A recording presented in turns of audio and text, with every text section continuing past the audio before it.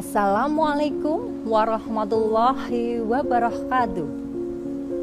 Apa kabar anak-anak semua? Puasanya masih jalan lancar kan? Nah, agar lebih semangat, hari ini bersama Bunda Vera akan bersama-sama lagi untuk berkisah tentang cendekiawan Muslim, yaitu Al-Farabi, sang ahli filsafat dalam Ramadan berkisah, Ramadan penuh berkah dan hikmah. Nah, Al-Farabi lahir di daerah Farah Wasij, Turkistan pada tahun 257 Hijriah atau 870 Masehi. Sudah lama ya, lebih dari 1000 tahun yang lalu. Nama lengkap beliau adalah Abu Nasr Muhammad bin Muhammad bin Tarhan bin Zawaj Al-Farabi. Sejak kecil, beliau sudah menunjukkan kecerdasan yang luar biasa, ya, terutama di bidang bahasa. Khususnya ya, ada bahasa Persia, Turkistan, dan Kurdistan. Nah, dalam usianya yang masih sangat muda, beliau belajar pada Abu Bisir bin Matius di Baghdad. Pada waktu itu, Baghdad merupakan pusat pemerintahan dan ilmu pengetahuan. Di kota Baghdad, Al-Farabi mempelajari bahasa Arab, filsafat, ilmu pengobatan, matematika, dan musik. Banyak ya ilmu yang dipelajari. Tetapi tunggu dulu anak-anak semua. Sebelumnya beliau juga mempelajari Al-Quran, hadis, tafsir, juga fikih. Tahu kan ilmu fikih? Fikih ilmu yang mempelajari hukum Islam, dan juga ilmu kalam, yaitu ilmu yang mempelajari firman-firman Allah. Nah, setelah menetap di Baghdad selama 30 tahun untuk belajar, Al-Farabi juga bekerja di Iskandariyah, Mesir. Beliau bekerja di cabang sekolah filsafat Yunani. Selain di Iskandariyah, beliau pernah juga belajar di Damaskus. Beliau bekerja sebagai apa coba? Sebagai tukang kebun, ya, penjaga kebun. Nah, tapi justru ketika beliau bekerja sebagai penjaga kebun ini, banyak sekali memberi kesempatan pada beliau untuk membaca dan merenung. Ya. Kemudian beliau pergi ke Aleppo, Syria, ya, yang juga merupakan pusat ilmu pengetahuan. Di Aleppo, Al-Farizi bekerja pada Amir Saif al-Daulah al-Hamadani. Al-Farabi memang lebih dikenal sebagai seorang filsuf, ya, daripada seorang ahli di bidang lain. Padahal ada beberapa sumber yang menyebutkan bahwa beliau juga menguasai di berbagai bidang, seperti politik, ya, etika, ya, atau ilmu tentang apa yang baik, apa yang buruk, gitu ya.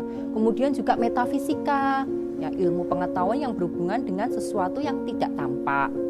Kemudian beliau juga mempelajari logika, pengetahuan tentang cara berpikir. Beliau juga mempelajari matematika dan juga kedokteran.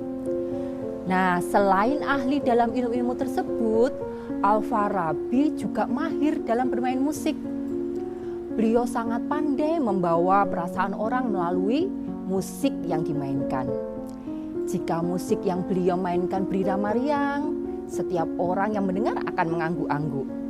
Demikian pun saat beliau memainkan musik yang berirama sedih, mereka akan ikut menangis, ya.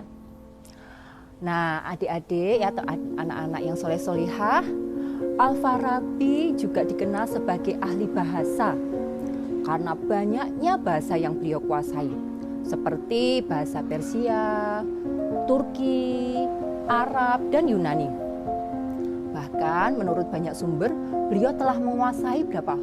70 bahasa. Oh, Masya Allah ya, banyak sekali.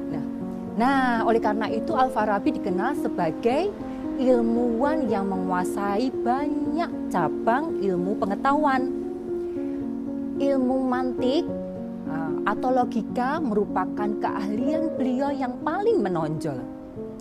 Dalam ilmu ini, beliau mengajak kita berpikir bahwa alam dan isinya tidak terjadi dengan sendirinya. Tuhanlah, yaitu Allah, yang menciptakan segala sesuatu yang ada di alam ini, yang menunjukkan ada penyebab utama bagi terjadinya segala sesuatu di dunia ini. Berkat penguasaan dalam ilmu mantik ini, beliau menjadi ilmuwan terkenal setelah Aristoteles dan bergelar guru kedua atau Al-Mu'allim Tsani.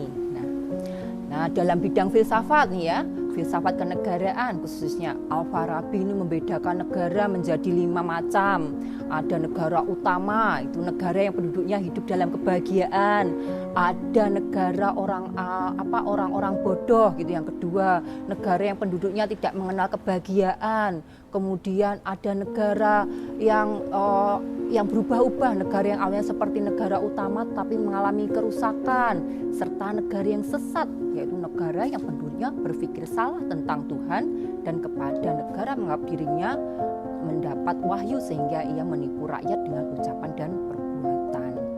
Nah, banyak sekali karya Al-Farabi yang sudah ditemukan, baik dalam bentuk naskah asli maupun yang sudah dicetak atau diterbitkan. Tapi tidak sedikit pula yang hilang atau belum ditemukan. Nah, sayang sekali ya. Meskipun begitu, generasi Muslim ini sekarang bisa meneladani kepandaian Al-Farabi dan memperkaya ilmu pengetahuan dengan mempelajari buku-buku karya beliau. Nah, demikian tadi kisah Al-Farabi, sang ahli filsafat yang punya banyak sekali keahlian. Semoga menginspirasi ya. Dan jangan lupa untuk terus mengikuti kisah-kisah lainnya dalam Ramadan Berkisah, Ramadan penuh berkah dan hikmah.